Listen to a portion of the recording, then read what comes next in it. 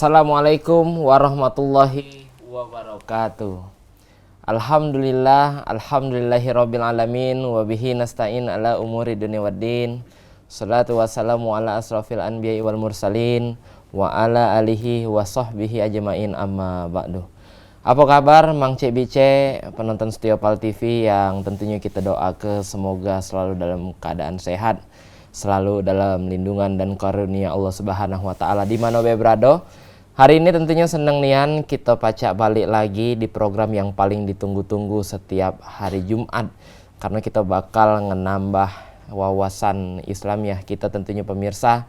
Karena selama sejam ke depan topik yang dibahas lain-lain dari minggu kemarin, juga tentunya hari ini ada kok topik yang luar biasa nian, yaitu mulia dengan Al-Quran. Nah mungkin selama ini pemirsa kita cuman mengamal ke Al-Quran ini dari cak mano kita kelar sholat membaca. Mungkin juga pemirsa kemarin bulan suci Ramadan sudah sempat hatam 30 juz, ataupun juga pemirsa mungkin ada cara-cara dewe untuk mengamalkan Al-Quran ini. Tapi mungkin pemirsa banyak yang belum tahu bahwa sebenarnya pemirsa selain mungkin pemirsa ini kadang ketika hatinya lagi saro, lagi pening, juga ngejadi ke Al-Quran ini sebagai obat, sebagai penyejuk hati. Nah hari ini pemirsa kita bakal membahas bahwa Al-Quran ini merupakan hal yang mulia, yaitu mulia dengan Al-Quran. Hari ini kita bakal membahas lebih lengkap dan lebih jelas pemirsa bersama Ustadz Haji Ahmad Iskandar Zulkarnain LC MAG. Assalamualaikum Ustadz. Waalaikumsalam. Ini pas nian tema hari ini karena Ustadz Iskandar Zulkarnain ini pemirsa juga ngerupakan wakil ketua LPTQ Sumatera Selatan. Jadi kaget juga kita bakal membahas pecahnya bakal ada hajat besar ini Ustadz bulan Oktober ini. Tapi sebelum itu mungkin bakal ada tausiah terlebih dahulu Ustadz, tentunya dengan tema mulia dengan Al-Quran. Silakan Ustadz. Terima kasih Cik Fikri. Bismillahirrahmanirrahim. Assalamualaikum warahmatullahi wabarakatuh. Waalaikumsalam warahmatullahi wabarakatuh. Pemirsa yang mulia dimanapun berada, insya Allah di Jumat siang ini kita selalu ditatap Allah dengan pandangan ridho, pandangan rahmat. Karena tadi kita sudah beribadah di Jumat, dan ini saat yang sangat-sangat berkah menjelang terbenamnya matahari hari Jumat. Kata Aisyah radhiyallahu anha ummul mukminin, adalah salah satu waktu yang paling mustajab, Cik Fikri. Maka di waktu mustajab ini kita puji Allah, kita agungkan Ia. Alhamdulillahirabbil alamin atas semua nikmat kebaikan, perkenan-perkenan kebaikan yang telah diberikan. Kita bersolawat kepada Nabi dengan ucapan Allahumma salli wa sallim ala sayyidina Muhammadin wa ala alihi wa sahbihi wa barik wa sallim. Hadirin dan pemirsa PAL TV dimanapun berada, mudah-mudahan Allah selalu merahmati kita. Dulu ada satu gua, Cik Fikri. Gua ini biasa saja. Gua tahu ya, di Makkah. Biasa seperti gua-gua yang lain. Dan paling banyak gua itu di Jakarta. Lu gua. Tapi begitu terjadi peristiwa 17 Ramadan, maka gua tadi berubah menjadi gua yang sangat istimewa. Kita kenal Gua Hira, tempat pertama turunnya wahyu Al-Quran kepada Nabi Muhammad SAW. Iqra bismi rabbikal ladzi khalaq. Dulu malam sama seperti malam-malam yang lain, malam Senin, malam Selasa, malam Rabu. Tapi semenjak Quran itu diturunkan pada malam tersebut, kita semua hafal ayatnya. Lailatul Qadri khairum min alfi syahr. Malam itu berubah menjadi malam yang begitu hebat. Bahkan beribadah di dalamnya sama seperti 1000 bulan berpahala. Pahala lebih baik. Tempat biasa. Tapi ketika Allah turunkan Al-Quran, maka Makkah menjadi kota mulia. Kota yang ramai dikunjungi. Apakah hanya Makkah? Madinah pun demikian. Dulu Madinah tempat konflik. Aus Khazraj selalu berkonflik, perang. Tapi ketika Nabi Muhammad datang turun di tengah-tengah mereka Al-Quran, Madinah menjadi kota mulia, kota suci sampai hari ini. Pun demikian. Al-Quran turun kepada siapapun, di hati siapapun, maka orang tersebut akan menjadi mulia karena Al-Quran. Kita sama semua kita. Ya, anak-anak sama, tapi ada santri-santri, ada anak-anak penghafal Al-Quran, masuk Al-Quran dalam hati mereka, orang tuanya susah payah mengajarkan mereka, sehingga terlihat 1-2 tahun Allah arahkan pandangan-pandangan manusia tertuju kepada mereka. Dan begitulah seterusnya, pemirsa yang dirahmati Allah. Mulia dengan Al-Quran. Bagaimana Al-Quran yang merupakan wahyu Allah subhanahu wa ta'ala, langsung dari Allah, diberikan kepada Nabi Muhammad, Nabi paling mulia, dibawa melalui perantara malaikat Jibril menjadi malaikat yang paling mulia, kemudian dihafal, dibaca, di dalamnya petunjuk, di dalamnya hidayah, dan Allah yang memberikan jaminan, inna nahnu nazzalna dzikra wa inna lahu lahafidhun. Kami yang turunkan Al-Quran, kami pula yang akan menjaganya. Kalaulah Allah bertanggung jawab secara langsung menjaga Al-Qur'annya, maka tidak mungkin Allah tidak menjaga orang-orang yang peduli dan ikut menghafalkan Al-Qur'annya. Jadi itu Cik Fikri, kemuliaan Al-Qur'an itu bisa menyebar kepada siapapun. Pemirsa, saya sudah tua, sudah tidak bisa lagi baca, sudah tidak bisa lagi menghafal. Anak kita, ya. Anak kita pun sudah terlanjur dewasa, sibuk bekerja, belum kita sempat ajarkan Quran. Cucu kita, ajarkan kepada mereka Al-Quran. Dan keberkahannya, kemuliaannya akan menyebar, tidak hanya untuk anak itu sendiri. Dia akan menyebar kepada orang tuanya, kepada kakek neneknya, kepada orang-orang yang memberikan donasi, infak, wakaf Al-Qurannya. Ada majlis taklim, ada pengajian Al-Quran, kita tidak bisa ikut, tak sempat, tak ada waktu, ingin mengajar, tak punya ilmu, kita berikan sebagian harta kita, kita support pendidikan Quran, pun akan menyebar pahala dan kemuliaan kepada siapapun yang berkontribusi memuliakan kalamullah Al-Quranul Karim, pasti akan dimuliakan Allah subhanahu wa ta'ala.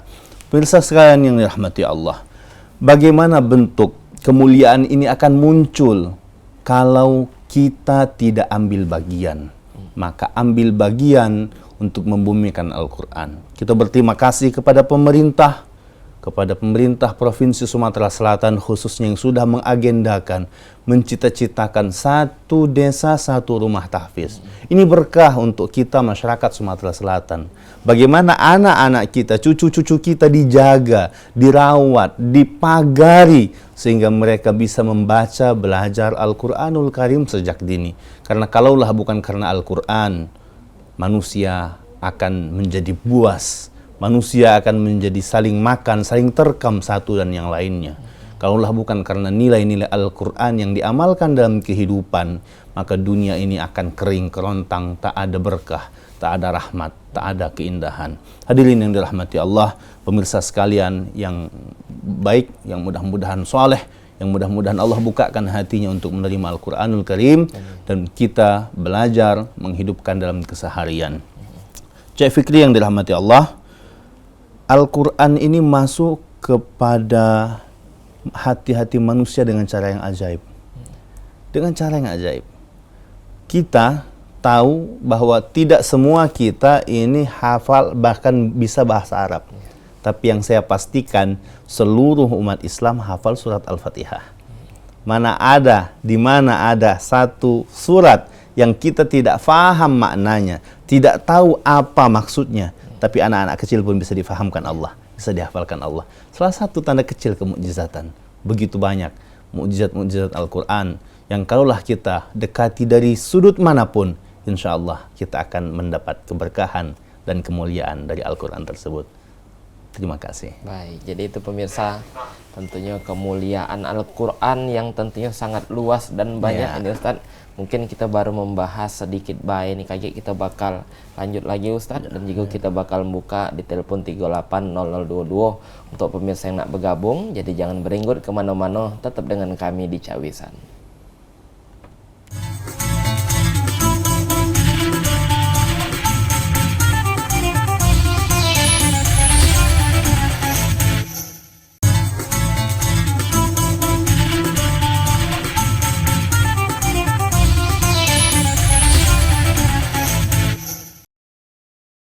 Terima kasih banyak Mang Cik Bicai, pemirsa Setia Pal TV di mana berada. Alhamdulillah balik lagi kita tentunya di program Cawisan, yang tentunya hari ini kita masih pemirsa membahas tentang yaitu mulia dengan Al-Quran bersama dengan Ustadz Ahmad Iskandar Zulkarnain. Tadi kita sudah bercerita mulai dari kulitnya lah, mulai dari mukjizat secara kecil tadi, mulai dari budak-budak kecil yang hafal dan juga paham dengan Al-Fatihah, yang tentunya ini harus kita syukuri, dan mungkin ini masih banyak lagi Tad. Kalau kita ngomongin tentang masalah kemuliaan, yang namanya mulia ini artinya juga istimewa Tad. Nah kira-kira apa dia Tad keistimewaan dari Al-Quran yang mungkin banyak pemirsa belum tahu Ustaz?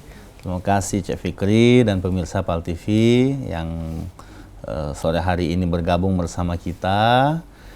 Keistimewaan Al-Quran tentu pertama kitab hidayah, adalah petunjuk. Sokrates bilang, pemikir, filosof, untuk menjawab untuk apa manusia ini diciptakan butuh 500 tahun.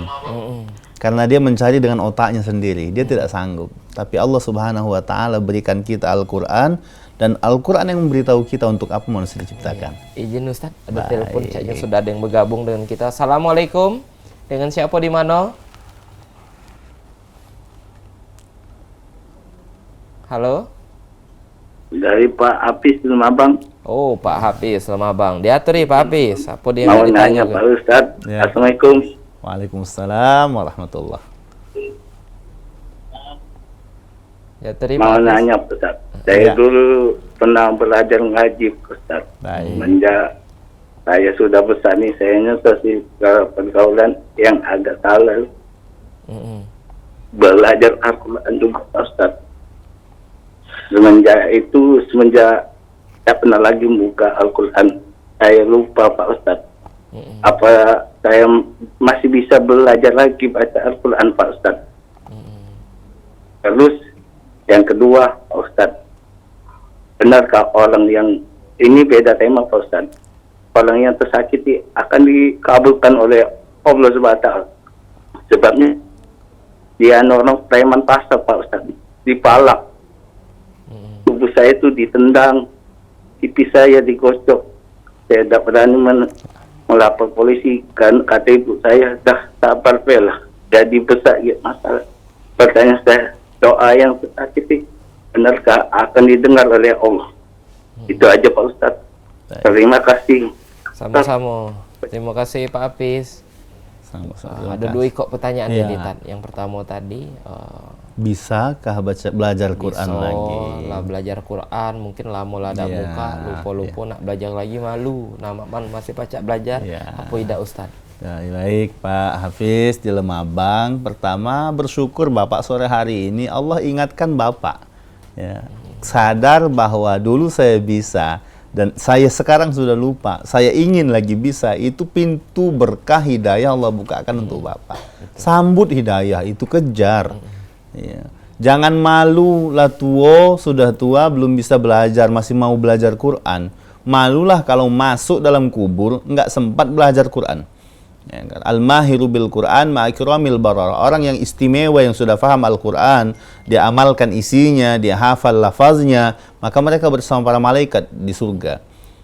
Adapun orang yang terbata-bata, susah belajar, mereka mendapatkan dua pahala, dua keistimewaan. Pahala baca Al-Quran dan pahala menanggung jerih payah dalam belajar. Jadi jangan putus asa. Selamat Bapak sudah merasa. Kesempatan itu jangan disia-siakan. Itu pertama. Yang kedua, doa orang terzalimi itu makbul. Maka ketika seorang Umar bin Khattab yang begitu kuat, begitu dekatnya dengan Allah, setan pun lari ketika berpapasan dengan dia. Dia mengirim utusan amir. Beliau berpesan, mewanti-wantikan, hati-hati jangan sampai ada orang yang terzalimi karena kebijakan dan keputusanmu. Karena doa orang yang terzalimi itu laisa bainaha wa bainallahi hijab, tidak ada sekat, tidak ada penghalang doa antara orang yang terzalimi dengan Allah Subhanahu wa taala. Meskipun dia bukan muslim, doa orang terzalimi tidak ada sekat dengan Allah Subhanahu wa taala. Jadi kita sebagai manusia Mungkin saat ini Allah berikan kita kekuatan, mungkin saat ini Allah berikan kita harta, kekuasaan dan sebagainya.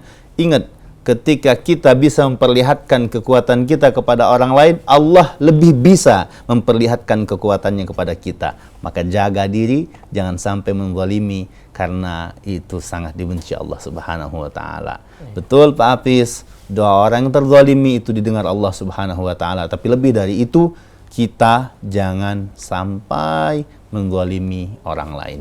Iya, juga banyak ini tat pecatnya karena wong lah sakit hati, sumpahnya ini macam-macam. Nah, terkadang di luar dari kontrol, nama mana juga lah Iya. kira-kira.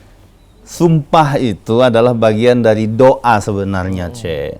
Tapi kita perlu ingat, kata Nabi, seorang muslim itu kalau berdoa, malaikat akan mendoakan doa yang sama untuk dia.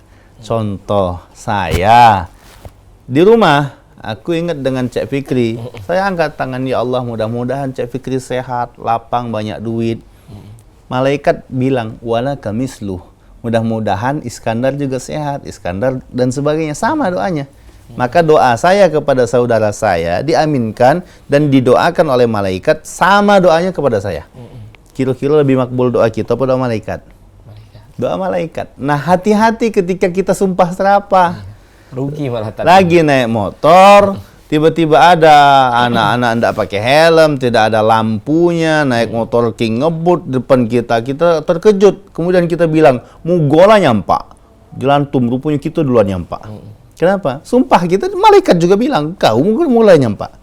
Maka hati-hati mendoakan orang lain, doakan dengan doa-doa yang baik, karena pasti kembali kepada kita. Mendoakan keburukan sama dengan mengharapkan keburukan itu untuk diri kita. Na'udzubillah. Jadi dapat 2 poin ya pemirsa, bahwa kita jangan sampai ngezolimi wong, jangan juga sampai ngedoa ke yang buruk-buruk. Jadi tentunya pemirsa, walaupun dalam keadaan jengkel, tenang ke hati, doa kau yang baik-baik, mangko kebaikan itu bakal balik juga ke diri kita. Percaya itu Ustaz ya. Mungkin kita lanjut lagi Tad, ini tentang keistimewaan Al-Quran yang sempat terpotong. Pertama tadi hidayah, Allah turunkan menjadi petunjuk bagi umat manusia. Manusia ini dilepaskan begitu saja kalau tak ada tak ada buku panduan, tak ada peta, tak ada Google Map, nyasar muter-muter gitu.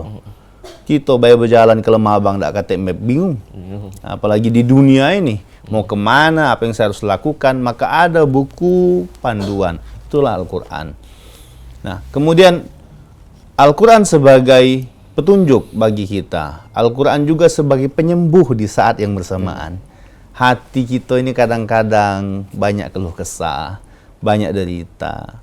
Maka Quran itu hadir sebagai penyembuh. Ya. Ketika seorang sedih, gundah gulana, harapannya tak tercapai, usahanya gagal.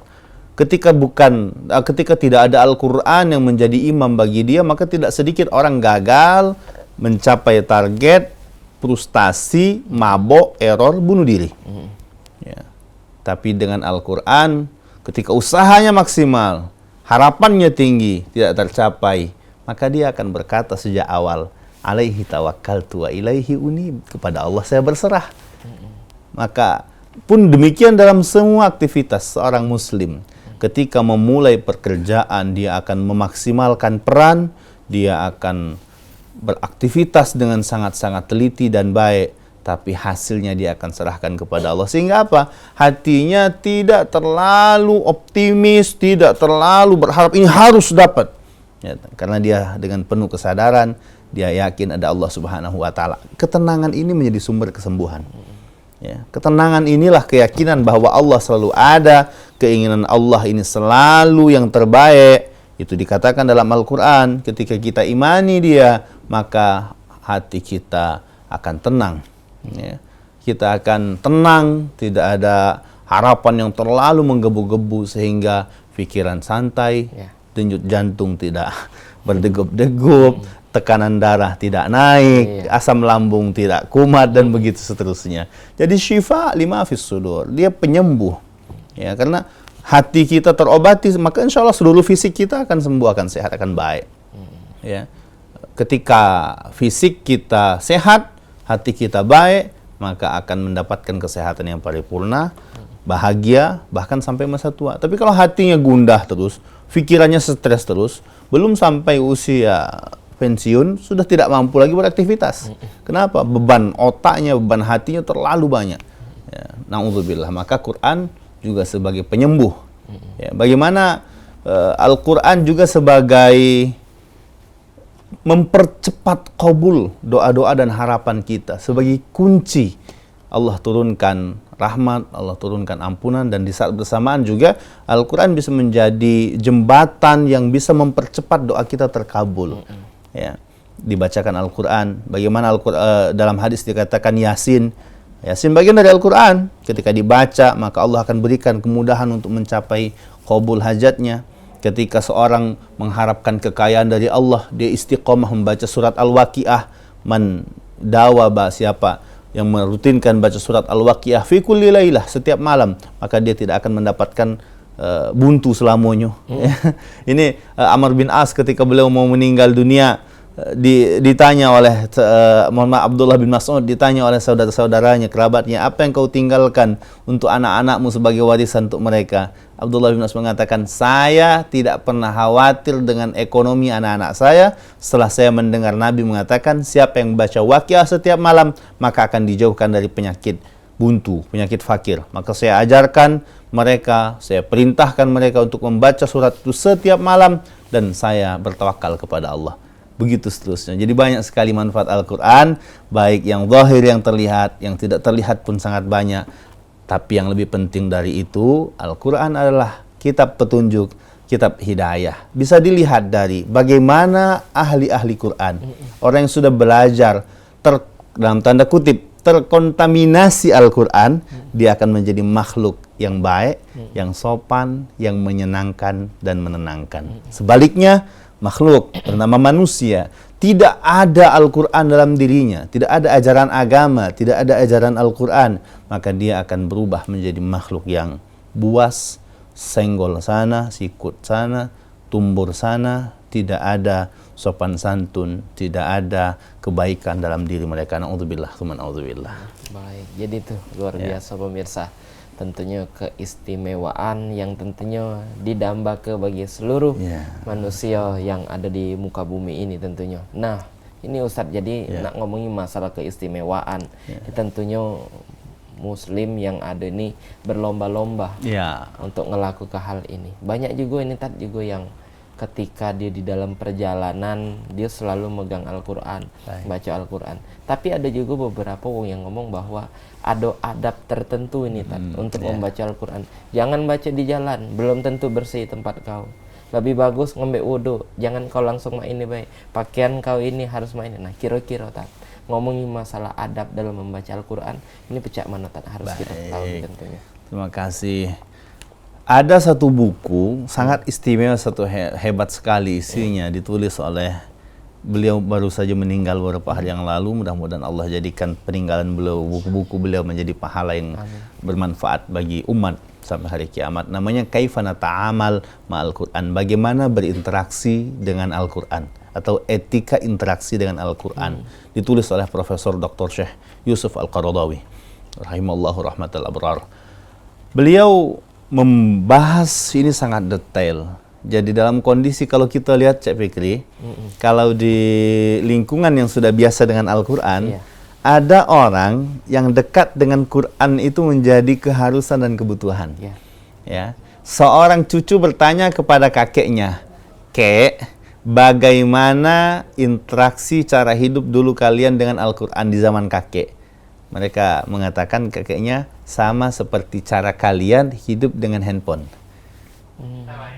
Kira-kira gimana? Sekarang kita tidak bisa lepas dari handphone. Dulu kebutuhan hidup sandang, pangan, papan. Sekarang berubah, sandang, pangan, casan. Datang ke kuliah ketinggal handphone, pulang dia. Nggak bawa HP. Jadi ada kebutuhan yang bertambah dan juga banyak adab yang tentunya harus kita ketahui. Mungkin kakek bakal kita lanjut pembahasan, dan mungkin kita kakek bakal buka telepon juga lagi pemirsa di 0711380022. Jadi pemirsa jangan berenggut kemana-mana. Kita bakal balik lagi sehabis yang nak lewat siko ini.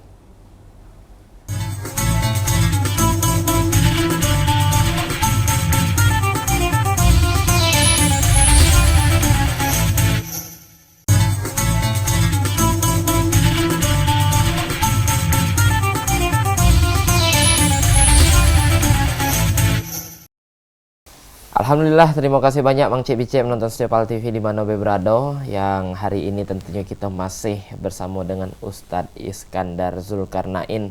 Kita membahas tentang kemuliaan Al-Quran, yang juga tadi kita membahas tentang adab. Jadi adab yang tentunya banyak orang yang kurang faham. Masalah pecah, masalah baju, apakah nak baca Quran tuh harus ngambil wudhu dulu di perjalanan, kayak entah tentunya kayak tempat tuh kotor dan lain-lain, mereka tidak paham. Nah, mungkin itu yang nak kita bahas ini pecah mana ini Ustaz. Adab membaca Al-Quran pertama dalam keadaan wudhu. Nah, ada yang bergabung langsung. Kita angkat dulu izin Ustaz. Assalamualaikum, dengan siapa di mana? Halo. Halo. Assalamualaikum. Waalaikumsalam. Dan siapa di mana? Bang Cek? Dari Pak Endra di Skojo. Pak Hendra di Skojo, jauh dari rumah Pak Endra di Skojo. Iya. Lanjut, Pak Hendra, Mau nanya nih, Pak Ustadz, ini yang di luar negeri itu membakar Al-Quran, tapi dia itu seorang agama Muslim. Balasan apa orang yang membakar Al-Quran Allah Subhanahu wa Ta'ala? Itu aja Pak Ustadz. Jadi ada membakar Al-Quran. Ada yang lagi tak di YouTube itu Pak Ustadz. Yang membakar Al-Quran terang-terangan. Tapi dia seorang agama Muslim. Tak tahu kenapa, sebabnya saya tak tahu cerita. Itu apa azab orang yang seperti itu Pak Ustadz. Baik. Itu aja Pak Ustadz. Terima kasih Terima Pak Hendra. kasih, Pak Ustadz. Ya. Jadi agak membingungkan. Biasanya uang yang sudah agamanya kuat, dekat dengan Al-Quran, ini dijauhi dari hal-hal itu. Nah, ini uang yang agamis, rajin sholat, sedekahnya kuat, pahalanya ngalir terus, sehingga tiba-tiba ada kabar dia membakar Al-Quran. Ngapu pacak terjadi hal itu? Mungkin lagi error Mbak ya. Lagi error. Ya Allah alam, kita tidak bisa menjawab sesuatu yang kita tidak mengerti Pak. Ya, apa yang kita lihat kadang tidak sama dengan apa yang sesungguhnya terjadi. Terkait masalah itu, kembali tadi sebenarnya berkaitan dengan pertanyaan Cik Fikri, bagaimana kita memuliakan Al-Quran. Memuliakan Al-Quran sama halnya seperti pertanyaan Pak Hendra, ya, tidak layak, tidak pas, tidak boleh Al-Quran kita perlakukan dengan sama seperti buku-buku lain, kitab-kitab lain. Termasuk misal ketika ada acara, ada peringatan, kemudian Al-Quran kita taruh sejajar dengan kaki kita, ini sesuatu yang tidak etis, ya, tidak baik. Bagaimana kita memuliakan, taruh di tempat yang lebih tinggi. Jangan juga terlalu ekstrim memahaminya, karena terlalu tinggi ditaruh di pucuk gerobak, dia tidak dibaca Quran. Dimbek lagi kaget bulan puasa. Iya, digantungnya di pohon. Nah, ini yang juga artinya maksudnya tetap dalam batasan-batasan yang wajar, ya. Betul. Bagaimana anggapan masyarakat selama ini menganggap mushaf Al-Quran itu sebagai misalnya sebagai pengusir setan dan lain-lain, ya. Benar, nah, ini yang perlu kita sebenarnya reinterpretasi pemahaman masyarakat. Al-Quran itu pertama kitab hidayah, bukan kitab pengusir jin. Itu yang paling penting. Jangan juga dijadikan kitab sebagai ilmu pelet dan sebagainya, itu mengecilkan nilai Quran. Ada anak-anak belajar sengaja membaca waja'alna min baini aydihim sadda wa min khalfihim saddan faghshaynahum fahum la yubsirun. Rupanya diamalkannya bukan untuk mendapatkan hidayah, wirid, bukan, supaya selamat dari razia. Dan berbagai masyarakat yang dirahmati Allah, kita harus pandai-pandai sekarang melihat, jangan mengecilkan nilai Al-Quran dengan menjadikannya sebagai kitab jimat, bukan, ya, bukan. Tapi Al-Quran itu kitab hidayah, kitab petunjuk untuk mengubah dunia dan seisinya menjadi baik. Bukan menjadi lantas kemudian saya senang kepada seorang perempuan, saya baca wirid supaya dia mau sama saya, supaya ketika ada razia saya nggak kena. Kita terlalu mengecilkan nilai Al-Quran. Ya, jadi itu adab sebenarnya. Maka kaitannya lagi bagaimana ketika Al-Quran mau dibaca, ada adab-adabnya. Pertama dalam keadaan berwudu, ya, karena berwudu, kemudian dibacanya di tempat yang baik. Bagaimana seorang yang selalu membawa mushaf misalnya, dia punya tas, bisa ditaruh di tasnya, di mobil, di taksi, di halte, dia baca. Itu sangat baik, memanfaatkan waktu kosong daripada dia melamun atau bekerja yang tidak baik saja. Ya. Kita lihat bagaimana kalau tentara, polisi di Makkah, di Mesir sana, Mereka sepanjang hari, ketika bertugas pun mereka jaga, sambil di tangannya ada mushaf kecil mereka baca, tanpa mengabaikan tugas aslinya. Artinya tugasnya dilaksanakan dengan maksimal, sembari dia berzikir, membaca Al-Quranul Karim. Dan begitu seterusnya, itu baik. Tapi sekarang sudah sangat jarang kita temukan anak-anak muda megang mushaf. Bahkan sekarang banyak pula qori mengaji handphone di tangannya. Iya. Ya. Sudah menjadi hampir-hampir kita lihat di mana-mana, dan ini kurang etis, kurang baik ya, ketika apalagi dalam momen Anda mengaji Al-Quran, buka mushaf, membuka mushaf berpahala, memegangnya berpahala, membawanya berpahala, bukan sekedar dari handphone. Ya boleh saja ketika hal-hal terbatasi di mobil, di perjalanan dan sebagainya, silahkan. Tapi dalam hal memang sengaja membaca Al-Quran, di acara, di masjid, gunakan mushaf. Karena menatap mushaf itu sendiri mendapatkan pahala. Kira-kira begitu ya, Cek. Iya, jadi tadi kata Ustadz bahwa banyak juga wong yang masih yakini, misal dia ketika nak tidur ini. Iya. Tiba-tiba ada ibu yang lagi hamil, terus dia ngomong bahwa taruh Quran di bawah bantal biar aman, biar tidak diculik sama setan lah. Nah, cak mana nih Tat? Ketika kita nak ngomongin musik, oh tidak, ini Al-Quran yang kupercaya, ini Yasin yang kutaruh. Nama mana Tat kira-kira ini? Baik, saya pikir itu tadi karena Quran ini kitab hidayah. Jangan dikecilkan sehingga dia menjadi kitab jimat, ya begitu. Jadi Al-Quran sunnah sudah mengajarkan bagaimana seorang ketika mau tidur. Nabi mencontohkan baca Mu'awwizatain. Mu'awwizatain itu 2 surah yang Allah turunkan ketika Nabi Muhammad terkena sihir. Ya, jadi cara Allah mengajarkan kepada manusia apa yang kita baca ketika terkena sihir, Nabi membaca Mu'awwizatain. Qul a'udzu birabbil falaq, qul a'udzu birabbin nas, dibaca sebelum tidur. Ya, Al-Ikhlas, kemudian Ayatul Kursi. Maka tidurnya insya Allah akan dijaga oleh Allah Subhanahu wa Ta'ala. Jadi bukan mushafnya yang ditaruh jadi bantal. Ya. Orang tidur kita nggak tahu apa yang kita lakukan ketika tidur. Bahkan tangan saja kata Nabi ketika bangun tidur jangan dicelupkan ke ember yang berisi air. Ya, siram dulu, alirkan dulu air, baru kemudian pegang. Kenapa? Fa innahu la yadri aina batat yadah. Karena kita tidak tahu tangan kita kemana pas kita tidur. Mungkin ada yang ngupil, ada yang garuk-garuk dan sebagainya. Nah ini mushaf, ya, ditaruh di bantal, kemudian kita tiduri. Posisi kita berubah, nanti posisi kita bergerak, bisa-bisa Quran berada di kaki kita.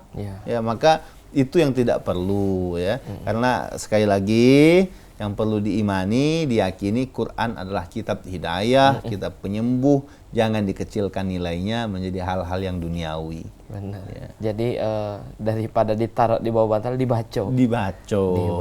Jadi dua boleh, sudah kita aman, ya, juga boleh pahalo pula. Tapi ada juga yang ngomong bahwa Fikri, ini kan yang namanya pahalo membaco sama pahalo dengar ke wong yang baca Al-Quran, ya, itu sama. Nah ada juga wong yang dia tidak pernah baca Al-Quran, cuma nyetel ringtone, muka YouTube, streaming, dia cuma dengar ke baik, sama baik. Fikri pahalo yang nama mana lah kira-kira. Idza quri'al Al-Quran fastami'u lahu ansitu. Ketika dibacakan Al-Quran maka dengar, perhatikan, simak baik-baik. Ya, simak baik-baik, bukan tidurnya nyak. Ya. Jadi ketika dibaca Al-Quran, ada seorang yang baca Al-Quran, kita mendengar. Ya, jangan pula nanti beradu lomba. Satu baca Al-Kahfi, satunya baca surat Toha misalnya di hadapan, saling lomba-lomba suara. Itu tidak baik. Karena etikanya adalah ketika ada yang baca Al-Quran, yang lain mendengarkan, simak, fahami, hayati. Karena kitab hidayah, supaya kita dapat petunjuknya. Bukan pula kemudian hanya menghususkan dengar saja, nggak baca. Karena memiliki keistimewaan sendiri, mendengar punya pahala tersendiri, membaca punya pahala tersendiri. Seorang mukmin yang ingin dapat rahmat Allah akan mengkolaborasikan, dia baca Quran, di kesempatan lain dia mendengar Quran. Tapi kalau ada orang bilang sudah cukup dengar saja, bisa jadi dia tidak bisa baca Quran. Ya. Ketika dia nggak bisa baca Quran, maka mendengar bacaan Al-Quran itu menjadi alternatif yang terbaik bagi dia. Ya, sangat bagus. Tidak bisa membaca itu banyak makna pula. Tadi bukan berarti dia tidak memang. Ya, bisa jadi dia sedang haid misalnya. Tidak bisa lagi junub, tidak bisa baca Quran. Atau mungkin kalau yang biasa itu kacamata ketinggalan. Nah, dia tidak baca Quran. Pada salah-salah. Ya, dia mendengar Quran dapat pahala. Ya, dia lagi misalnya apa namanya, banyak hal, atau memang dia belum bisa baca Quran sama sekali. Dia selain dia harus belajar baca Al-Quran, ya dia pun mendengarkan Al-Quran, itu alternatif yang baik bagi dia. Cuma saran saya kalau mau belajar Al-Quran, belajar baca maksudnya, tidak perlu pakai speaker luar kalau di masjid. Iya. Karena banyak juga jamaah ini kadang-kadang baru belajar alif ba ta, saya hidup speaker luar. Benar, Ustaz. Ya, kenapa? Karena ya lancarkanlah dulu bacaannya gitu. Ya, bacanya masih salah-salah kemudian pakai speaker luar. Cukuplah kalian yang ada di majelis itu yang mendengar, yang salah bisa dibenarkan oleh gurunya, oleh pembimbingnya, tidak perlu diperdengarkan keluar, kecuali kalau memang sudah mahir, sudah untuk syiar dan sebagainya. Nah Ya, itu jadi banyak begitu, juga Syekh. memang yang dirasa mungkin di beberapa daerah ini. Tapi ketika kita nak ngenjuk tahu Tat, serba salah. Iya. Kita diomongi kaget, oh kau nih wong ngaji belajar ini kau tak tahan, berarti kau ni setan lah kena kata pula Tat. Mak mana lah kira-kira. Baik, mudah-mudahan jadi cawisan di PAL TV ini menjadi corong yang mencerahkan, Amin. memberikan pengetahuan bagi kita, beragama dengan ilmu pengetahuan. Ya. Baik, jadi tentunya pemirsa, mulai dari tentunya kitab yang tadi sudah kita pahami bahwa merupakan suatu mukjizat, yang juga tentunya tidak perlu nak kita mengecilkan nilai Al-Quran tadi Tad, sampai juga tadi sudah kita paham tentang membaca, tentang adab dari baca Al-Quran, yang tentunya mungkin mulai dari ini kita baca lebih faham tentang etika dan juga baca menempatkan Al-Quran ketika kita bakal mengamalkannya. Sampai sini pemirsa, kita bakal punya segmen lagi, ada yang nak kita bahas tentunya di segmen terakhir KG, dan juga bakal ada kesimpulan dari tema kita sore hari ini. Jadi jangan beringgut kemana-mana, tetap dengan kami di Cawisan.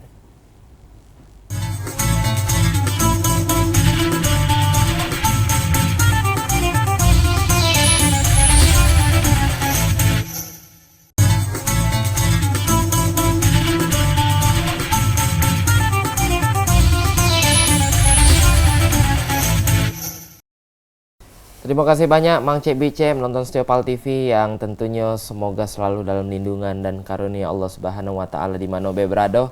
Kita balik lagi tentunya di Cawisan, masih membahas tentang keistimewaan Al-Quran, kemuliaan Al-Quran, yang tentunya tadi sudah dibahas sama Ustadz Iskandar Zulkarnain. Dan juga tentunya kita tahu bahwa ketika kita ngomongin masalah menciarkan agama, dan juga kita ngomongin tentang semangat baca Al-Quran, kita juga tahu bahwa ada agenda rutin, yaitu ada Musabaqah Tilawatil Quran Nasional tahun 2022, ini yang ke-29 tadi, yang bakal berlangsung di Kalimantan Selatan. Nah, pengen tahu dulu Tat, kira-kira pecak mana Tat potensi yang ada di Provinsi Sumatera Selatan ini, dan juga cak mana semangat dari para santri yang ada di provinsi kita ini Tat. Baik, terima kasih, dan ini suatu yang membanggakan, insyaallah tanggal 9 sampai 19 Oktober yang akan datang akan digelar perhelatan Akbar MTQ Nasional ke-29 di Kalimantan Selatan. Jadi kami dan kita Kafilah Sumatera Selatan insya Allah akan mengirim full 54 peserta beserta pelatih, pendamping ofisial sebanyak 80. Ya, utusan Sumatera Selatan akan berangkat ke Kalimantan Selatan, dan dengan niat semata-mata untuk Allah dan untuk mensyiarkan Al-Quran. Harapan masyarakat, gubernur, dan seluruh masyarakat bahwa potensi dan prestasi Sumsel agar bisa bicara di bidang Al-Quran. Besar harapan untuk bisa masuk ke 10 besar. 10 besar. 10 besar. Kalau jadi tahun sebelum cak mana ini? Ke-24 kita ya. Ke-24. 10 besar juga, cuma dari belakang. Dari belakang.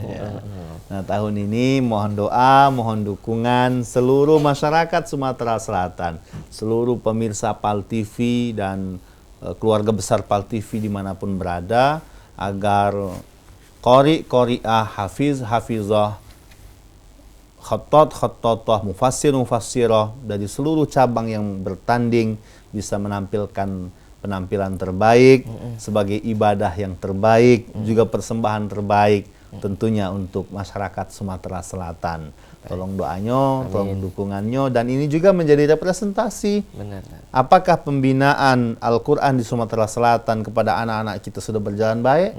Karena MTQ ada golongan anak-anak, ada golongan 1 juz tilawah, bahkan ada tartil, ya, yang lebih kecil lagi. Artinya ketika pembelajaran ini terus berlangsung, akan terus lahir bibit-bibit baru insan-insan Al-Quran dari bumi Sumatera Selatan yang betul-betul faham bacaannya, faham maknanya, hafal lafaznya, dan kita harapkan juga insan-insan Quran inilah yang saatnya nanti akan besar, akan dewasa, akan menjadi pengatur, pengambil kebijakan di Sumatera Selatan dan Indonesia, mudah-mudahan. Luar biasa. Jadi ini merupakan proses untuk pembinaan juga, Tat, tentunya yang mungkin ini sangat didambakan oleh banyak wong tua juga. Mungkin ini kayak paca Ustadz masuk ke juga, Tat, di dalam closing statement dan juga penutup kita, Tat, cak mano caranya dan kapan mulai bagusnya kita mendidik anak kita. Ada yang ngomong, Tat, bahwa harus dipucuk 5 tahun mereka baru pacak paham, tapi ada juga, Tat, umur 3 tahun dia sudah hatam juz, bahkan menjadi hafiz dan juga hafizah. Mungkin boleh, Tat, sekaligus menutup cawisan kita pada sore hari ini, Tat. Terima kasih pemirsa PAL TV dimanapun berada, dan jamaah sekalian dirahmati Allah.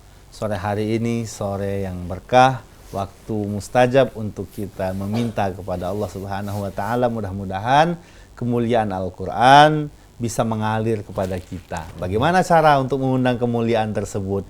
Pertama, yang paling inti adalah ajarkan anak-anak kita Al-Qur'anul Karim. Anak kita belajar, kita mencari nafkah untuk mereka belajar. Kita mengumpulkan harta sebanyak-banyaknya, sebaik-baiknya, sehalal-halalnya untuk memberikan pendidikan terbaik kepada anak-anak kita. Jangan biarkan anak kita tumbuh berkembang dewasa kecuali ada Al-Quran subur menjadi hidayah dan petunjuk bagi dia sepanjang menjalani kehidupan. Ajarkan anak-anak kita Al-Quran sejak kecil, bahkan sebelum anak itu lahir, dengan memilih ibunya, memilih emaknya. Carilah ibu, wahai para mertua, carilah menantu orang-orang yang mengerti Al-Quranul Karim, orang yang mau belajar Al-Quran, agar cucu kita nanti, anak kita nanti menjadi anak-anak ahli Quran, sehingga anak-anak ini besar dengan nuansa Al-Quran. Sejak hamil mereka diperdengarkan ibunya sering baca Al-Quran, bapaknya baca Quran, hadir ikut majelis ta'lim, mendengarkan bacaan-bacaan Al-Quran, maka akan lahir ketenangan dalam hati si janin. Kemudian terlahir ia sudah terbiasa dengan kata-kata, dengan kalimat tersebut, karena ternyata bayi itu bisa mendengar ya sejak mereka dalam perut. Mereka bisa mendengar apa yang dibaca, apa yang dikatakan oleh sang ibu. Ketika yang dibacanya adalah Quran, ketika dibaca oleh ayahnya adalah Quran, maka kalimat tersebut akan terngiang di dalam telinga dia. Lahir tak asing dengan kata-kata tersebut. Kemudian ketika dia belajar mau menghafal Quran, sangat mudah Al-Quran masuk ke dalam otak. Kenapa? Karena sudah terekam dalam memori dia. Pun demikian bagi yang mungkin dulu ketika kecil belum sempat belajar, saat ini yuk sama-sama. Jangan ragu, jangan malu. Ketika Allah berikan kita nafas, berikan kita kesempatan untuk hidup, maka itulah saatnya kita untuk mendekatkan diri kita kepada Allah dengan Al-Quranul Karim. Fokuskan diri belajar Al-Quran, fahami Al-Quran, hidupkan nilai-nilai Al-Quran. Terbatas tak mampu mempelajarinya, maka jadilah orang yang memfasilitasi orang lain belajar Al-Quran dengan kekuasaan kita, dengan harta yang Allah titipkan kepada kita. Mohon doakan kafilah Sumatera Selatan agar bisa berjaya di MTQ ke-29 di Kalimantan Selatan 29 sampai 19 Oktober yang akan datang. Terima kasih kepada PAL TV, terima kasih kepada pemirsa semuanya. Doa-doa kita akan mengantarkan kesuksesan kafilah Sumatera Selatan. Amin, amin ya rabbal alamin. Terima kasih banyak sekali lagi Ustadz Ahmad Iskandar Zulkarnain selaku juga Wakil Ketua LPTQ Provinsi Sumatera Selatan yang tidak lama lagi nak berangkat, tentunya mengawal, tentunya semoga berangkat balik ini bakal membawa banyak piala, tentunya tembus target, tentunya mengharumkan nama Provinsi Sumatera Selatan tercinta. Terima kasih banyak juga tentunya buat pemirsa PAL TV yang sudah setia dengan kami selama sejam ke belakang, dan jangan lupa tentunya pemirsa Jumat depan kita bakal balik lagi di jam yang sama dari jam 3 sampai ke jam 4 sore cuman di PAL TV memang punya kita. Kami akhiri dengan wallahul muwaffiq ila aqwamit thoriq. Wassalamualaikum warahmatullahi wabarakatuh. Waalaikumsalam warahmatullahi wabarakatuh. Bacalah dengan nama Tuhanmu